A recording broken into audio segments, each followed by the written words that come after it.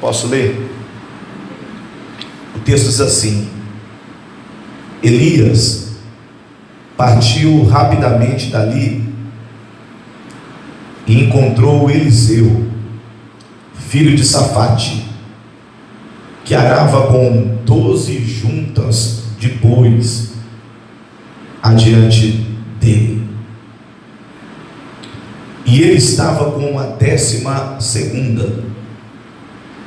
Elias se aproximou de Eliseu e lançou sua capa sobre ele. Então, deixando os bois, Eliseu correu até Elias e rogou: deixa-me abraçar e dar um beijo de despedida em meu pai e minha mãe, e então te seguirei. Elias lhe respondeu: vai e volta depressa. Lembra-te do que fiz contigo. Em outras traduções diz: vai e volta, que fiz eu? E Eliseu voltou, apanhou a sua parelha de bois e os matou, queimou o equipamento de arar para cozinhar a carne e a serviu ao povo, e eles todos comeram. Depois partiu com Elias, tornando-se o seu assistente e o seu aprendiz. Vamos ficar aí no versículo 19, diácono Zé, e vamos lá ao pensamento desta noite. Que Deus venha falar conosco. Esse período aqui é um período histórico, um período de transição. O profeta Elias, ele tinha se decepcionado consigo mesmo, ou pelo tanto zelo, pseudo zelo que ele tinha pela casa do Senhor. Ele até pensava que estava só. Quando Jezabel começou a matar os profetas, a perseguir os profetas, com medo da morte, Elias fugiu. Você conhece o texto, que ele foi parar em uma caverna. O Senhor enviou o seu anjo, o anjo do Senhor, para que falasse, confortasse o profeta, lhe desse água, lhe desse pão. Eu costumo dizer que esse foi um processo depressivo na vida do profeta Elias. Não aparece propriamente dito a palavra depressão nos textos bíblicos, mas quando uma pessoa quer ficar enclausurada, está amargurada de espírito, não querendo ter diálogo com ninguém, contato com ninguém, não querendo ter mais um convívio social, e ficando num pano de fundo nos bastidores, isso nada mais do que sintomas de uma pessoa depressiva. Muitas vezes ficamos assim. Há pessoas que conseguem vencer isso, transpor situações assim. Há outras pessoas que não conseguem e acabam sendo dominadas por essa questão, por essa situação. Vai precisar de um bom divã, de um bom psicólogo, muitas vezes um psicanalista, de uma boa terapia, para que possa sair desta condição. Só que a psicanálise, que foi tão somente diretiva para o profeta Elias, foi do próprio Senhor. Que o Senhor seja nosso psicólogo, que nós possamos sempre estar no divã, porque o divã do Senhor é muito mais do que uma poltrona almofadada. Sim, o divã do Senhor é o seu próprio braço, que nos coloca no colo e fala conosco. No interim de tudo isso, quando ele se levanta e quer seguir a sua jornada, já era tarde demais, porque Deus, ele não tem apenas um plano B, ele tem o alfabeto todo com ele. Se alguma coisa dar errado na nossa vida e não fluir, ele já tem tudo programado. Nós programamos muitas coisas na nossa mente para tentar muitas vezes aplicá-la na nossa vida cotidiana, mas tudo que nós maquinamos para que venha a acontecer, Deus, por sua vez, ele já sabe como vai acontecer, quando vai acontecer, ou se também não irá acontecer. Então ele já sabe tudo com antecedência. Qualquer palavra antes que saia da nossa boca, ele já sabe. Então ele já tem tudo preparado, e ele vai trabalhar de acordo com as nossas atitudes. Ele vai trabalhar através dos nossos passos, através do nosso comportamento, e através de tudo aquilo que a gente cometeu. Ele vai trabalhar, mesmo que seja uma desgraça, um infortúnio, uma decepção, reveses da nossa vida, amarguras da nossa vida, percas da nossa vida, ou felicidades da nossa vida, seja qual for a área, Deus, por sua vez, Ele irá trabalhar, dando certo ou dando errado. Ele tem os seus planos, Ele tem os seus meios, Ele sabe como trabalhar. No inteirinho disso, se o profeta Elias não quisesse seguir, estou ainda na condição histórica desse contexto, a sua jornada como profeta, ele era o profeta como em hegemonia, ele era o profeta em destaque. Se fosse no século 21, estaria sendo entrevistado pelos programas aí de televisão, de entretenimento, os programas de entrevista. Não vou falar os canais de televisão, porque eles não ajudam com nada no nosso ministério, então não são dignos que falem, eles não fazem propaganda de nós, também não vou fazer propaganda deles. Mas por sua vez, cada entrevistador iria querer ter tão somente Elias para ser entrevistado. Tamanha é a pujança, o poder de conhecimento, a virtude que estava sobre a sua vida, porque ele era uma pessoa conhecida nacionalmente, e fora do seu país também ele era conhecido como o profeta, com artigo definido, em grande destaque, aonde se passava, aonde se falava, aonde se comentava, ele era conhecido tanto no céu, no mundo espiritual e no plano físico. Mais ainda nessa linha de pensamento, precisamente às 20 horas e 32 minutos, a gente analisa que se ele, que são os versículos anteriores, que eu não quero entrar, estou te dando só uma pincelada, se ele não quisesse continuar a sua jornada, Deus já tinha um outro sucessor para ele, porque essa é a condição para nós. Se eu parar, se eu regredir, se eu desistir, outra pessoa Deus levantará. Ele já tem preparado. O termo clássico disso é o primeiro livro de Samuel, no capítulo 16. Antes de Davi entrar no cenário global, no cenário da mídia, e se tornar afamado, ou ser ungido e até reconhecido pela sua própria família, Deus já tinha preparado, consagrado, treinado Davi no meio do campo. Então Deus já tinha tão somente o seu escolhido, porque Saul já tinha perdido tão somente as condições notórias para dar continuidade àquilo que Deus queria. Então Deus já tinha o Davi. Eu entendo como isso, que se um presidente da república desistir, Deus já tem outro. Se um prefeito ou um político desistir, Deus já tem outro. Se uma mãe desistir de ser mãe, Deus capacita e treina e coloca uma mãe. Se um pastor desistir, Deus já tem outro pastor. Se um cantor desistir, Deus já tem outro cantor. Se uma igreja fechar, um trabalho fechar, Deus já tem outro trabalho. A gente tem visto isso ao decorrer da história da humanidade. Esse é um fato claro, bem nítido, né?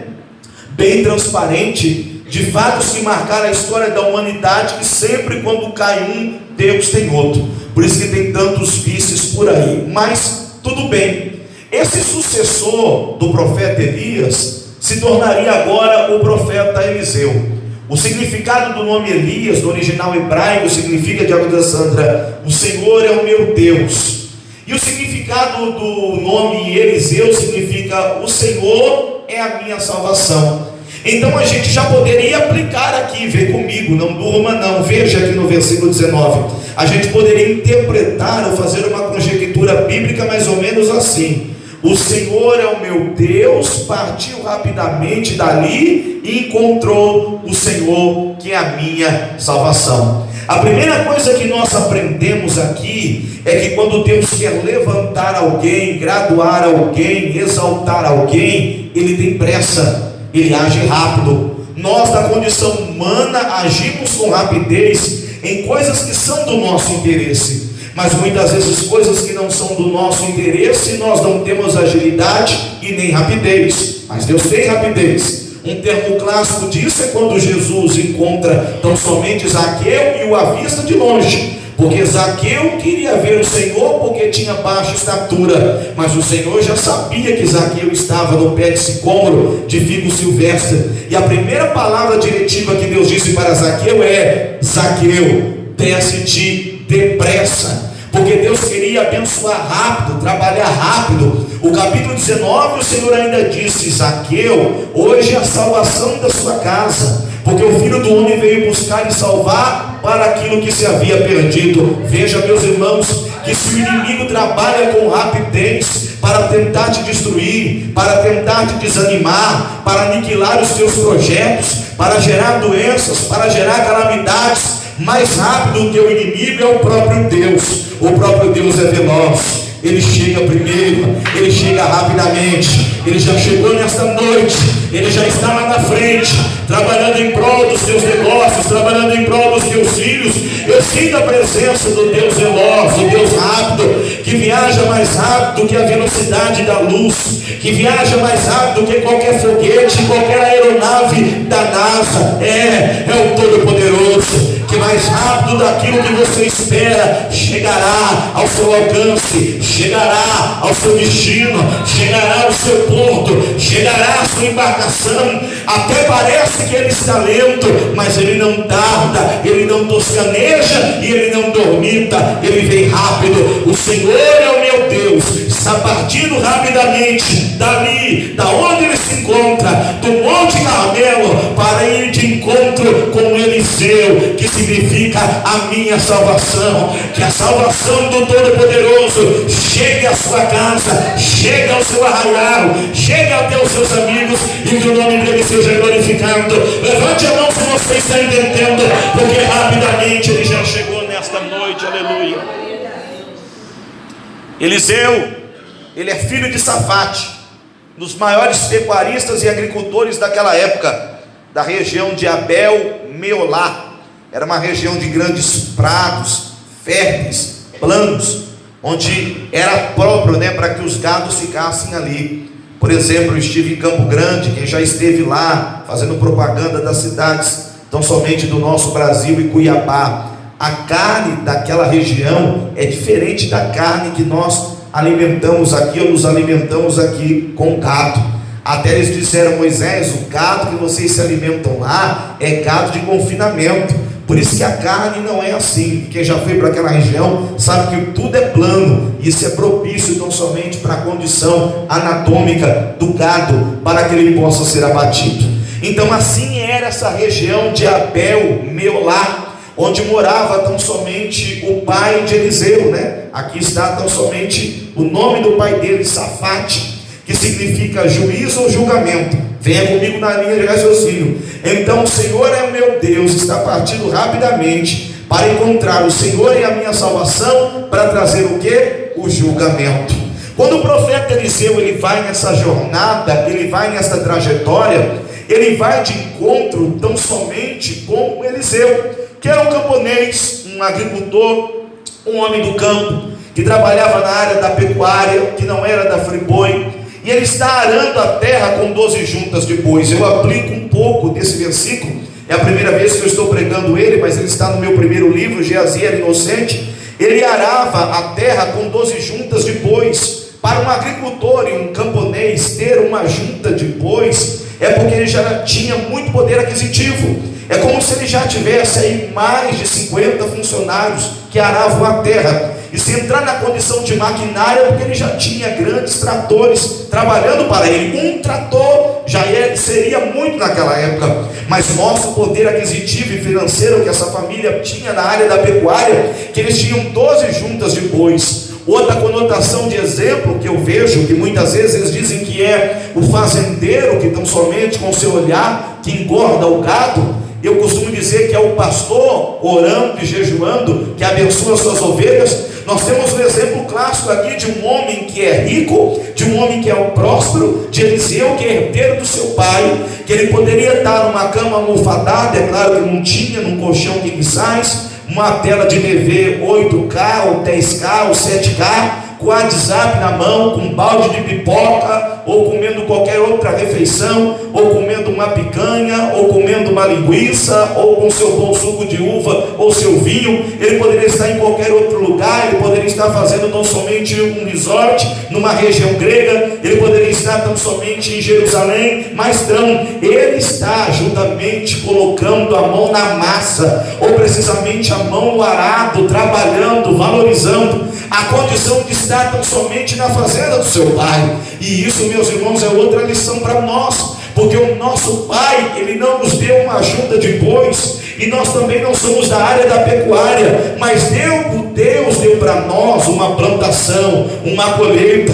representada pela família, e cabe a nós arar a terra, cuidar da terra. Essa terra propriamente dita, estou te dando ouro, não é a terra personificada da terra, do solo batido, a qual nós pisamos. Essa terra representa numa conjectura o coração. O coração do homem tem que ser trabalhado, arado constantemente, não pelo carro de boi, mas pelos passos de Jesus Cristo de Nazaré, porque o semeador saiu a semear, e ele sabe onde lançar a semente no arado. Esse coração que é arado recebe a semente, porque uma terra tão somente que não é preparada, que não é arada, ela não pode receber a semente, e assim consecutivamente não terá uma boa colheita nem plantação. Assim são os nossos corações.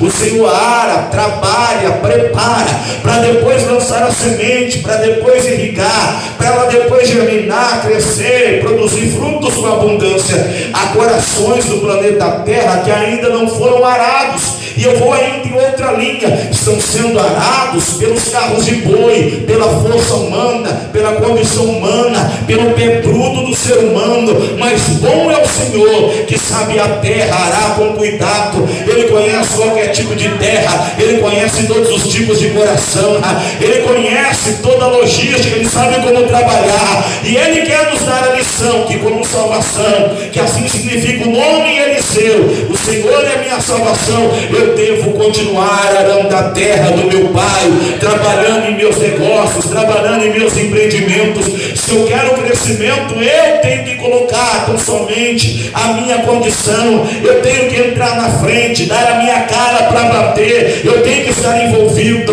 Jesus fez isso, meus irmãos, o Pai Todo-Poderoso fez isso, ele não ficou numa condição de inércia. Assim é o encontro, olha que encontro maravilhoso do profeta Elias e do profeta Eliseu. O profeta Eliseu trabalhando, ou seja, eu não estou desocupado, eu tenho meta, eu tenho objetivo, eu tenho foco, eu já estou olhando da próxima plantação, eu já estou olhando da próxima colheita, eu tenho uma visão de longo alcance, ao contrário de muitas pessoas que desanimaram, que estão desmotivadas, que não querem mais arar, que não querem mais andar com a junta de boi, que não querem mais fazer nada, que pararam no tempo, que estão estagnadas. Mas eu aprove ao Senhor que nessa noite, mais uma vez, você pegou o seu carro de boi, chamado vida, e veio para uma casa de oração como essa, para dizer: eu tenho que continuar clamando, eu tenho que continuar trabalhando, eu tenho que continuar buscando.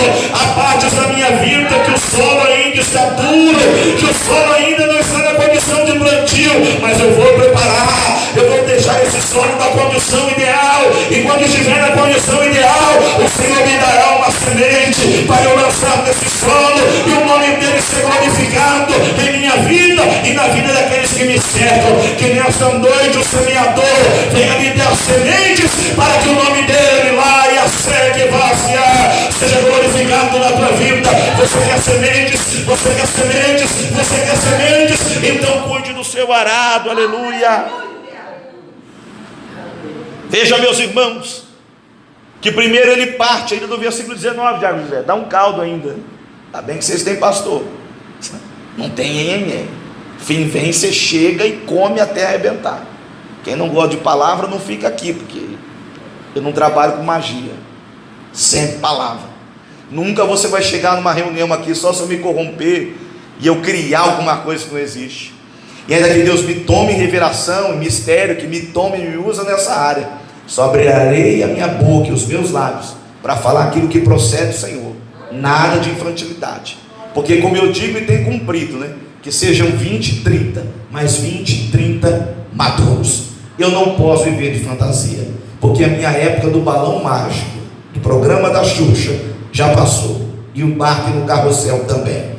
Isso eu não falo tão da condição de programas de entretenimento para crianças, eu falo do mundo espiritual, porque há muitas igrejas que mais parecem um baile de fantasia, um programa de entretenimento, um programa de criança, do que uma reunião espiritual. Bom, veja que agora eles vão se encontrar. Esse encontro agora ocorre tão somente de pessoas que estão trabalhando.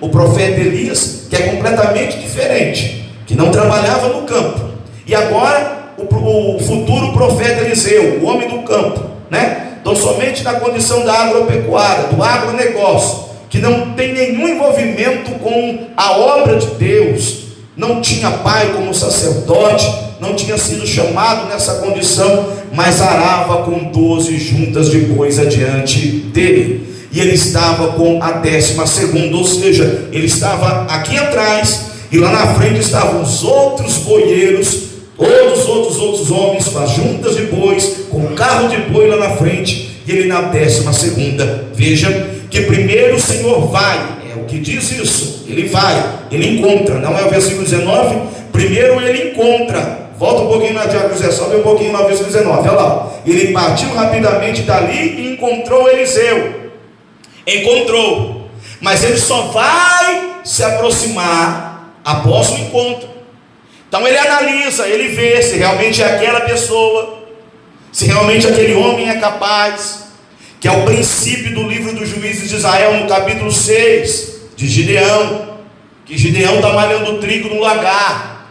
O Senhor estava só observando a conduta de Gideão, para depois começar o diálogo com ele, porque Deus sempre toma a iniciativa. Foi assim com Moisés na sarça ardente. Quando Moisés olhou a sarça e viu que ela não se consumia, que era uma coisa diferente, um algo sobrenatural, Deus chama Moisés, Deus convoca Moisés, e veja que agora ele vai se aproximar, porque é assim, quando Deus vê a sua dedicação, o seu empenho, a sua entrega, seja qual for na condição da sua vida diária, ele te analisa, te observa, e depois o que ele vai fazer? Ele vai se aproximar, para chegar mais perto de ti. Era o cego de Jericó, meus irmãos. Vocês acham que Cristo não estava já ouvindo há muito tempo que o cego de Jericó clamava por ele? Você acha que na onipotência do Senhor, o Senhor não sabia que o cego de Jericó estava ali à beira do caminho? É claro que Jesus sabia,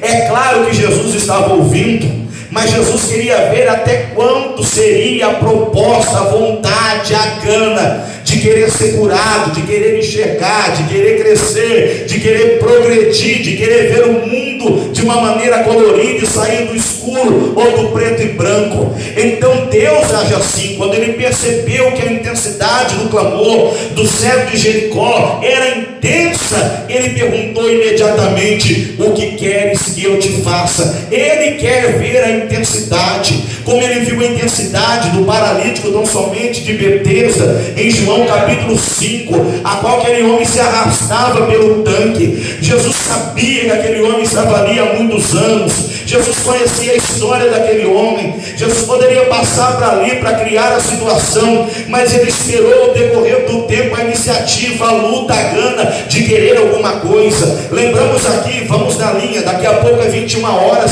da mulher do fluxo de sangue. Jesus sabia que aquela mulher do fluxo de sangue, há 12 anos, como diz o texto, sofria, padecia hemorragicamente, de uma condição terrível para uma mulher, ainda se tratando da cultura do Oriente Médio naquela época. Veja que há 12 anos ela se tratava, procurava alguma coisa, procurava algo. Jesus estava vendo a gana dela, passou, mas deixou ela sofrer 12 anos para depois realizar a cura. Deus não investe para perder, meu irmão. Deus não investe para perder. Homens investem para perder na bolsa de valores, no câmbio do dólar, do euro, do iene, mas o Senhor não investe para perder. Onde ele investe com ganho já garantido. E ele não trabalha na área da economia como Paulo Guedes, pelo contrário, Ele trabalha de uma forma tão somente plena, absoluta. Ele trabalha muito mais além do que aquilo que a gente compreende. E Ele investiu sangue através do único filho que Ele tinha, para dizer: essa guerra eu não perco, essa alma eu não perco, essa vida eu não perco, mas eu quero ver até onde Ele vai. Eu quero ver até onde Ele está disposto a pagar o preço, a lutar, a determinar. Oh, meu irmão, assim foi com Abraão e Isaque. Deus pediu Isaque para Abraão, até ver até quando Abraão estava disposto a entregar o filho dele. A palavra rema para ti nessa noite de quinta-feira, véspera de feriado, é que o Senhor está olhando e observando e te analisando, e à medida que Ele analisa, Ele vai se aproximando para ver até onde vai a tua fé, para ver até onde vai a tua resistência. Pastor, não dá mais. Ele sabe até onde dá, Ele sabe até onde a gente vai, Ele sabe onde até o relacionamento vai, Ele sabe até onde esse ministério vai, Ele sabe até onde eu vou, onde você chegará, onde os seus negócios chegarão. Mas o que Ele quer é a resistência, é a entrega, dizendo: eu vou investir nele porque Ele quer. Ele é o audaz, Ele é como Davi, Ele não é reconhecido, mas quando alguém pega a ovelha e sai com ela, Ele vai atrás dela e tira a ovelha da boca do leão. Ele não desiste, Ele tem intrepidez, Ele não tem reconhecimento ainda, não tem investimento ainda, não tem recurso ainda, não tem muito planejamento, não tem muito entendimento, mas eu darei para ele através do tempo. Mas o que eu mais quero é a dedicação, é a entrega. Quem tem se dedicado por alguma coisa na obra do Senhor, quem tem se dedicado para alguma coisa na vida, então se prepare, porque a aproximação do Todo-Poderoso vem. O Todo-Poderoso vem aí. Elias vem aí para se aproximar da ti. Aleluia. Glória a Deus. 12ª parte, humildade. Ele não estava na primeira frente do carro de boi, lá no último lugar, lá na última cadeira. Quem sabe foi por isso que Jesus disse, numa outra conotação hermenêutica: muitos são chamados, mas poucos escolhidos. Muitos serão os primeiros, outros serão os últimos. Ele tinha tudo para estar no carro-chefe. Ele poderia até dizer: ei, funcionário, vamos trocar de carro de boi. Vem Elias aí, deixa eu mostrar para Elias que eu sou dono de todo esse negócio, que eu sou dono de todo esse investimento. E os primeiros a mostrar, meus irmãos, são os primeiros a morrerem. Os primeiros a se aparecerem são os primeiros que vão ser exterminados. Veja, ainda Elias se aproxima de Eliseu e lança sua capa sobre ele. Essa capa aqui vai muito mais além do que a história em quadrinhos ou os filmes que nós temos no século 21. Não é a capa do Batman, não é a capa do Shazam, não é a capa do El Zorro, como dizem ao México, Los Hermanos. Não, essa é uma capa diferente. Essa é uma capa sobrenatural. Essa é uma capa envolvida de mística, e graças a Deus que não sobrou nem um pedaço do tecido dessa capa, senão ela seria idolatrada e vendida nas igrejas, dizendo: veja quem quer comprar um pedaço da capa que usou o profeta Eliseu. Então Deus não deixou vestígio, Deus não deixou nada. Como até existe, muitos dizem que é o santo sudário, o véu que envolveu, o lençol que envolveu Cristo. Muitos historiadores dizem que é, outros não é. E vejam quantas coisas são criadas acerca disso. Não sobrou nada acerca da capa de Eliseu. Mas veja, meus irmãos, uma capa, quem já usou uma capa sabe que uma capa ela tem responsabilidade e que uma capa tem peso.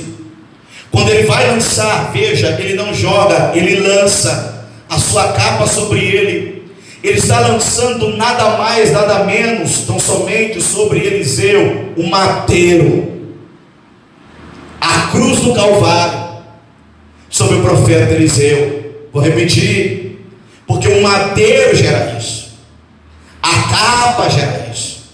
Ela vai te dar superpoderes, ela vai te dar destaque. Ela vai fazer com que as pessoas te conheçam e reconheçam. Ela vai te ajudar nos momentos difíceis, como a capa foi lançada no Rio Jordão e o rio se abriu. Mas ela vai gerar peso. Todos nós carregamos uma capa sobre a nossa vida. Eu não quero abordar tão somente sobre a capa da fantasia, a capa do disfarce. Eu quero usar aqui a capa tão somente como um madeiro, que é lançado sobre as costas do homem, que é lançado sobre o próprio homem chamado Eliseu, e tudo vai mudar na vida dele. Veja no versículo 20 que quando a capa chega e é lançada sobre ele, só assim ele deixa os bois. Há muitas pessoas deixando os bois, deixando as responsabilidades, deixando o compromisso, deixando a entrega antes de receber a capa, antes de receber o chamado. Há muitas pessoas querendo deixar tudo, se tornar tudo, serem alguma coisa, mas ainda não receberam a capa. Primeiro ele recebe a capa, a identidade, o ministério, a ordenança, para depois ele deixar os bois. Quando você recebe a cruz, recebe o madeiro, recebe o patíbulo, é aí que começa a sua jornada. Esse é um termo clássico, tão somente de encontro, a qual relatado em João capítulo 4, a mulher samaritana, após ter um encontro com Cristo Jesus, tão somente em João 4:8, a primeira coisa que ela fez quando teve o verdadeiro encontro com Cristo Jesus, com o Todo-Poderoso, foi deixar o campo, porque ela era conhecida tão somente em Samaria como uma mulher marginalizada, descriminalizada pela condição que ela tinha da adoração pagã ou dos maridos e relacionamentos que ela tinha. Então ela era conhecida como o homem do campo, como você conhece muitos pregadores. É o pregador da trufa, é o pregador do algodão doce, é o pregador do chiclete, é o pregador que faz isso. E o seu pastor é quem? É o Moisés Fernandes. É o pastor que faz aquilo, é o pastor que rodopia, é o pastor engraçado, é o pastor cômico, é o pastor de não sei o que, é o pastor do sapato verde, é o pastor do sapato amarelo, é o pastor do sapato cor-de-rosa, é irmão do lenço ungido. Não, meu irmão, é a identidade. Essa identidade da natureza humana, ela tem que ser apagada. Então no encontro a mulher deixa o canto. Nós pegamos também poder pegar o verbo deixar e pegar o texto de Mateus capítulo 4, quando os discípulos têm um encontro com o Senhor, e o texto diz em Mateus 4:20, e imediatamente quando tiveram um encontro com Jesus, largaram, deixaram a sua rede. Quando o ser humano pode levantar a mão, quando os verdadeiros cristãos do século 21 tiveram o verdadeiro encontro e receber a capa que representa o madeiro, eles vão deixar as coisas da terra, as coisas do homem. Oh, aleluia! Porque só isso pode ser gerado na minha vida e na tua vida, meu irmão. Quando a cruz chega, quando o madeiro chega, a gente deixa o boi, a gente deixa a carne, a gente deixa as condições humanas, a gente deixa a rede, a gente deixa a alfândega, porque a gente sabe que aquilo que a gente está recebendo tem muito mais valor do que aquilo que a gente deixou ou está deixando. Eu vou repetir: quem recebe o madeiro, quem recebe a cruz do Calvário, quem recebe o chamado, ele está recebendo coisas melhores que a mente humana não pode captar, não pode conhecer. Aleluia! Só deixa alguma coisa da tua vida quando você tiver o verdadeiro encontro com o Senhor. Enquanto não tiver encontro, você não está preparado para deixar nada, porque muitas pessoas regridem, porque muitas pessoas falam no tempo, porque muitas pessoas voltam para trás, porque não receberam a capa verdadeiramente, não receberam verdadeiramente da renúncia da cruz, do madeiro. Porque quem recebe deixa, tem mudança, tem restauração, e eu quero crer que você deixou. Aleluia! Ele tem força para correr. É o texto de Lucas 9:23. Se alguém quiser vir após mim, negue-se a si mesmo. Primeira coisa, tome a sua cruz. Lucas 9:23. A sua cruz a cada dia e siga-me. Então ele deixa os bois, ou seja, acompanhe comigo na linha de raciocínio. Ele está deixando o peso, ele está deixando o fardo, Ele está deixando os falsos amigos, os falsos desejos. Ele está deixando as ilusões da vida, peso, boi, serviço, trabalho, força braçal, viril, condição humana, está ficando para trás. E quando eu deixo essas coisas para trás, Deus me dá força para correr. Veja, meus irmãos, estou te dando ouro. Isso é seminário bíblico.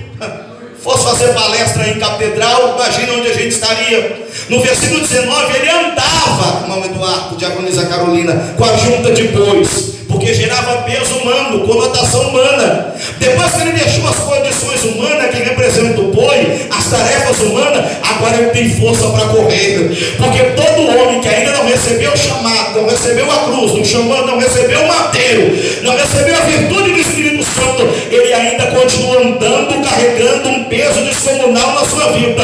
Agora, quando ele recebe a capa, recebe o chamado, recebe a cruz a cada dia, e nega a si mesmo, e anda com ela, ele não anda mais, ele corre, porque Deus quer que você corra.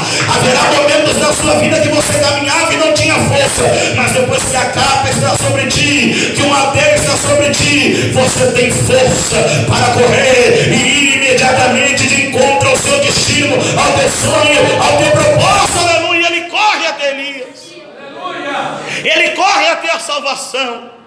E quando ele corre, ele tem força para fazer mais alguma coisa, para rogar. Porque até então ele só falava com o boi, até então ele só falava com a terra, até então ele só falava com os funcionários. Agora que ele tem madeiro, agora que ele tem a capa, ele pode rogar. O verbo rogar significa pedido com súplica. Então agora ele tem mais intimidade, porque o verbo que antecedeu diz que não somente Elias, que Deus é o meu Senhor, se aproximou dele. Então agora ele vai rogar, ele vai pedir com súplica, e o pedido dele é esse: deixa-me abraçar e dar um beijo de despedida em meu pai, em minha mãe. Todo aquele que recebe a capa, que recebe o madeiro, que recebe a cruz, que recebe o chamado, ele tem o direito ao último pedido diante da presença do Senhor. Eu vou repetir: todo aquele que aceita o chamado, que recebe a cruz, que recebe o madeiro, que recebe a capa personificada do chamado de Cristo, ele tem direito a fazer o último pedido, com um ato de misericórdia. Antes de uma pessoa ir para a Inquisição, diziam: você tem o seu último pedido a fazer. Eu dizia: decapita minha cabeça, corta minha cabeça, porque daqui a um tempo eu estarei na glória.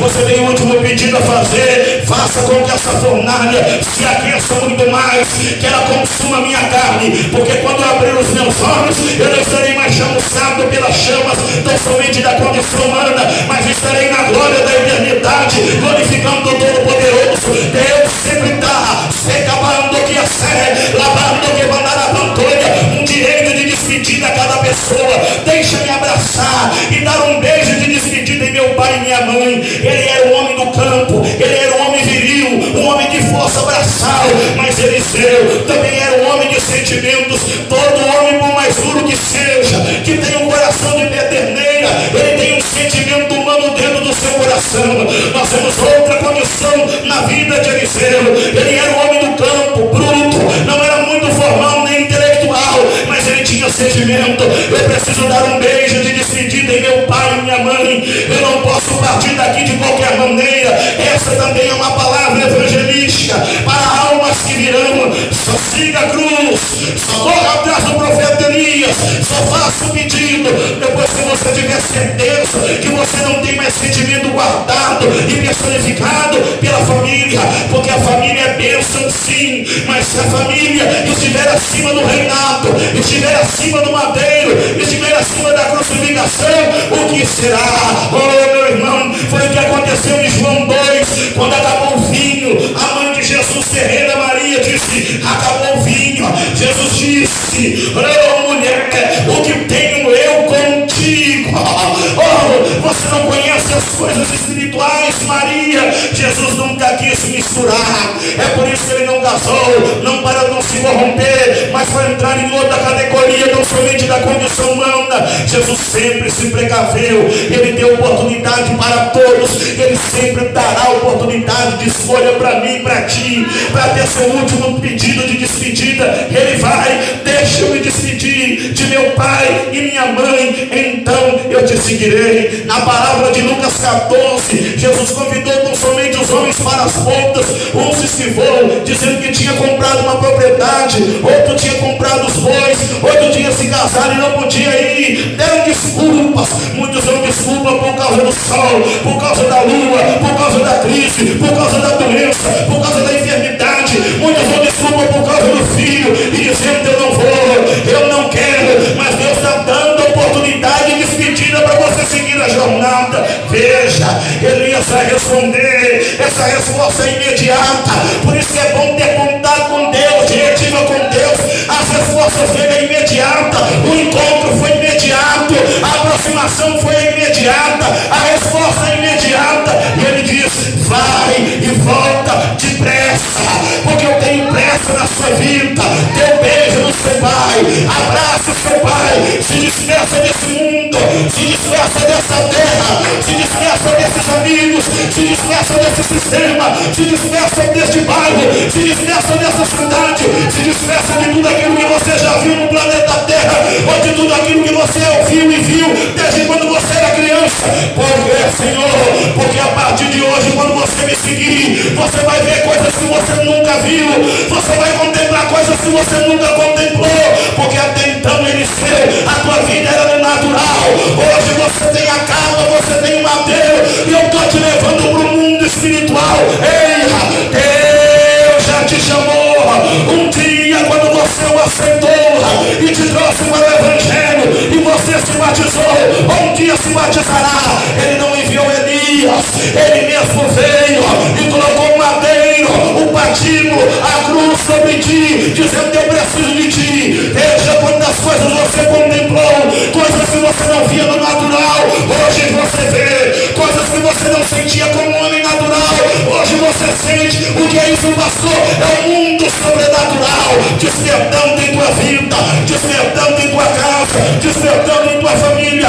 Oxalá que essa carta, esse chamado, venha ser lançado sobre alguém que você ama nessa noite. Para você que está ouvindo essa mensagem, aonde quer que você seja, que você receba a virtude do Espírito Santo sobre ti. Estou encerrando. Vai depressa. Ele diz: lembra-te do que fiz contigo. Você tinha uma história, você tinha um perfil.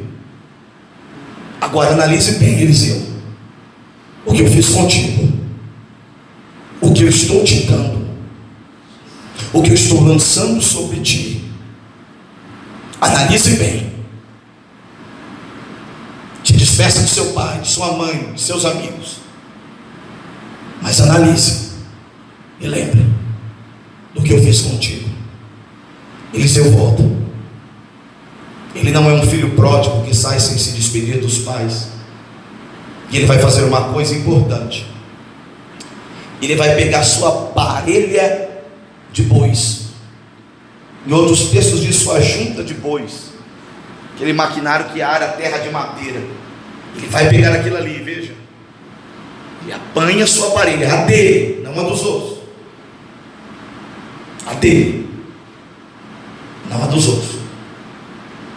É como se você deixasse algumas coisas que prejudicassem a sua vida espiritual, e você se abdica dela, ou quer se abdicar dela, desfazer dela, e a outra pessoa contigo diz: você também tem que fazer. Não, eu faço. Se você quiser fazer, faça, por livre e espontânea vontade. Então ele não pega as outras juntas de bois, que eram 12, olha aqui para mim. Ele pega dele, não pega do outro, ele pega dele. E ele vai fazer o quê? Ele vai queimar esse equipamento. Ele pega os bois, que também era dele, a qual ele conduzia, e ele mata os bois. Aqui dá outra lição importantíssima para nós. Primeiro, os bois representam a carne.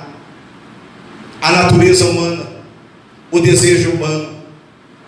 Para junta ou a parelha de boi se mover no arado, ela precisa do boi. Nenhum equipamento, nenhuma engrenagem vai se movimentar sem a ajuda do boi. O boi representa a carne, o desejo humano, os impulsos humanos.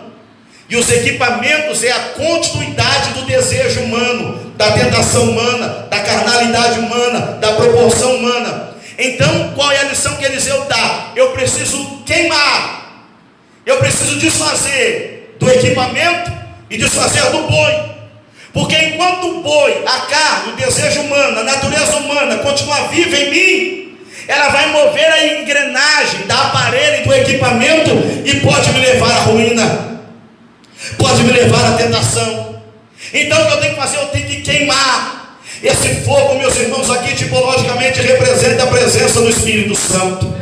Só a presença do Espírito Santo pode queimar o boi, pode queimar o equipamento e pode queimar a natureza humana. Eu vou repetir: teu pai não pode queimar, tua mãe não pode queimar, teu pastor não pode queimar, eu não posso queimar a mim mesmo, mas a presença do Espírito Santo tem poder para queimar a aparelho, o equipamento da engrenagem que faz gerar o boi tão somente se mover. Esse boi tem que ser aniquilado, esse boi tem que ser tão somente aniquilado, tem que ser cozinhado, tem que ser extirpado. Ele não pode ficar vivo, porque todas as vezes que eu passar perto da fazenda do papai e tiver com a capa, eu vou lembrar do equipamento, eu vou lembrar do meu boi, eu vou lembrar do meu amigo, eu vou lembrar dos drinks, eu vou lembrar da fofoca, eu vou lembrar das orgias, eu vou lembrar do samba, eu vou lembrar da noitada, eu vou lembrar da balada. Então eu tenho que queimar não lá fora,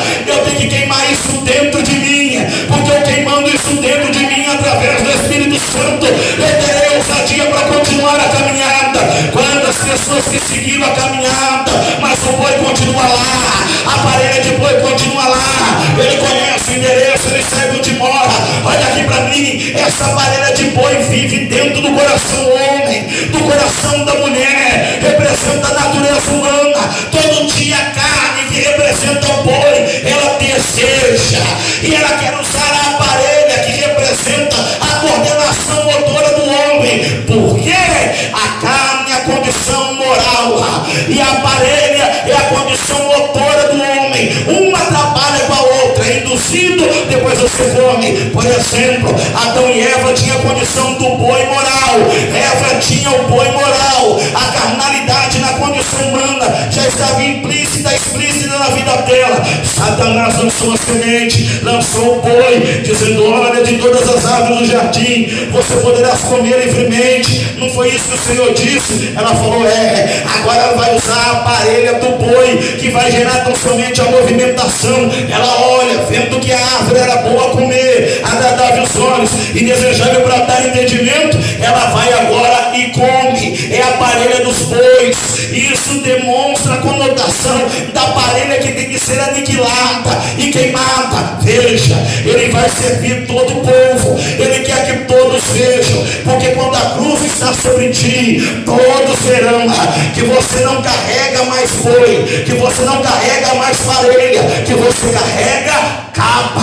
Eu vou repetir: a capa foi lançada sobre ele. Então dizendo: o que você está fazendo, Eliseu? Para com isso, rapaz, para com esse negócio de evangelho, para com esse negócio de igreja, para com esse negócio de monte, de jejum. Você vai seguir esse rapaz aí, Eliseu? Você nem conhece Elias. Toma cuidado, fica aqui. É nessas horas que devemos ter o discernimento espiritual. Eu ainda não conheço, porque o homem não conhece Deus completamente, mas não importa que eu não conheça completamente, o importante é que ele me conhece, o importante é que ele me sonda, o importante é que ele me escolheu, o importante é onde ele vai me levar, o importante é que ele é diferente. Então vamos comendo, eu vou servir vocês, eu vou aprender a servir vocês. E todos comeram. Depois partiu com Elias, tornando o seu servo e o seu serviçal, seu assistente e o seu aprendiz. Foi uma jornada difícil, foi uma jornada árdua, mas no capítulo 2 do segundo livro dos reis de Israel, Eliseu recebe tão somente a acomodação, a autenticidade de se tornar um dos maiores profetas que o mundo teve, e que não somente está nos anais dos perfis e não somente registrados na Bíblia Sagrada. Pastor Moisés, eu não entendi. Há uma jornada promissora para mim, há uma jornada promissora para ti, há uma jornada promissora para nós, mas façamos como Cristo. Não olhamos para o madeiro, não olhando para as pessoas que estão em volta. O boi sempre vai dizer: morra, volta, morra, volta, volta, volta. E você dirá: eu não posso voltar mais, porque a minha trajetória agora é outra, a minha diretiva é outra. Eu não sirvo mais a carne, eu não sirvo mais a carne. O lavandor canta, lavandor sei, canta, lavandor. Oh, aleluia. Você não serve mais a carne, você não serve mais a junta de bois, você serve a Jesus Cristo de Nazaré. Tome a sua cruz, negue-se a si mesmo, tome a sua cruz a cada dia e siga-me, e siga-me. Verão devaneios, virão tempestades para tentar te empurrar, para te levar para o boi, para te levar para a parelha, para te levar para o mundo, para te levar para o pecado, para te levar para a ruína. Mas não olhe mais para o boi que foi queimado, não olhe mais para a parelha que foi não somente dilacerada, que está em cinzas. Olhe para o Calvário, olhe para o madeiro, olhe para o Gálgota, olhe para a frente, porque a tua vitória não está ali atrás, a tua vitória está lá na frente. O que passou, passou. Amigos passam, famílias passam, trabalham, passa, oportunidades passam, mas Jesus não pode passar na sua vida, Jesus não pode passar na tua vida. Ele tem que continuar, ele tem que continuar, ele tem que continuar, ele tem que continuar, ele tem que continuar. Ele tem que continuar, aleluia. Olhe para a pessoa que está do seu lado e diga: deixa o boi, deixa a carne, deixa o movimento da carne. Mais uma vez, diga: deixa o boi, deixa a carne, deixa o movimento da carne. E diga: vem para o movimento do Espírito Santo, vem para o movimento do Espírito Santo. Se coloque de pé: vem para o movimento do Espírito Santo, vem para o movimento do Espírito Santo de Deus. Eu queria nesta noite, você que ouviu essa mensagem, que tem alguma coisa que está te impedindo ou tentando te impedir de caminhar, que você vê ou sente que esse algo, esta coisa, esse boi ou essa parelha é um empecilho na sua vida,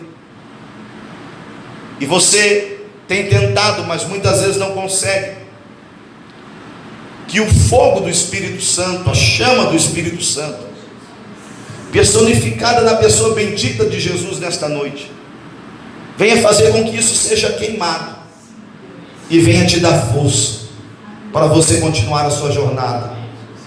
Talvez não seja para você essa oração, mas para alguém da tua família que ainda está preso aos bois, está preso à parelha, está preso às coisas dessa vida e não consegue se desvincular, porque não é fácil deixar o passado, mas devemos viver o presente e olhar para o futuro.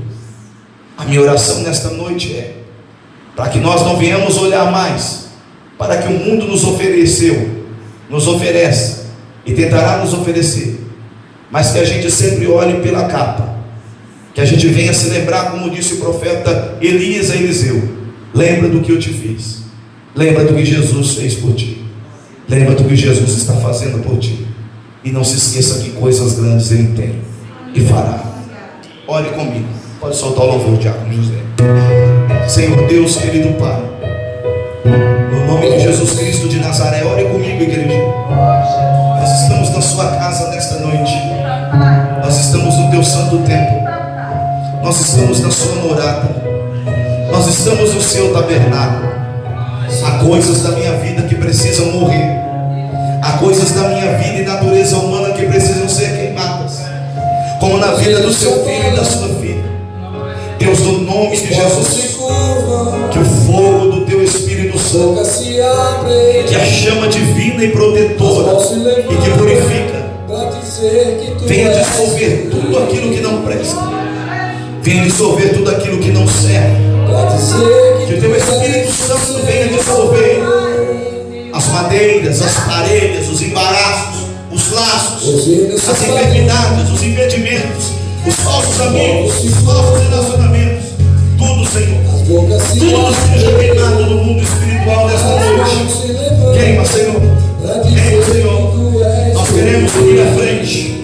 Que possamos servir a Ti de uma maneira sincera. Nós não carregamos capa, nós carregamos a nossa cruz a cada dia.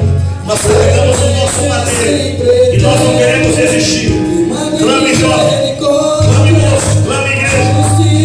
Conduza no seu lar, conduza no seu lar. Queremos te servir, queremos te servir. Nos ajuda a te servir, nos ajuda a te servir. Nos ajuda a te servir. Nos ajuda a te servir. Esteja conosco em todos os momentos. Assim como nosso mente Abraão esteve no capítulo 22. Ele esteve com Isaac. Quando Isaac encarregou não somente o holocausto, a lenha, para ir para o Monte Moriá.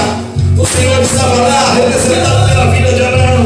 O Senhor está do nosso lado. Seja conosco. O Senhor é a nossa salvação. Não nos deixe regredir. Não nos deixe voltar para trás.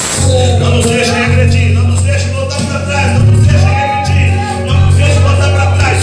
Levante a tua cabeça nesta noite e corra. E marche. E caminhe. Se tem algum pedido para fazer, faça. Se tem alguma coisa que te prende ainda, diga, Senhor, isso me prende. Isso me incomoda. Mas me ajude. Oh, aleluia. Você tem liberdade. Você tem liberdade. Você tem liberdade, você tem liberdade. Receba a chama do Espírito Santo em sua vida. Receba a presença do Espírito Santo em sua vida.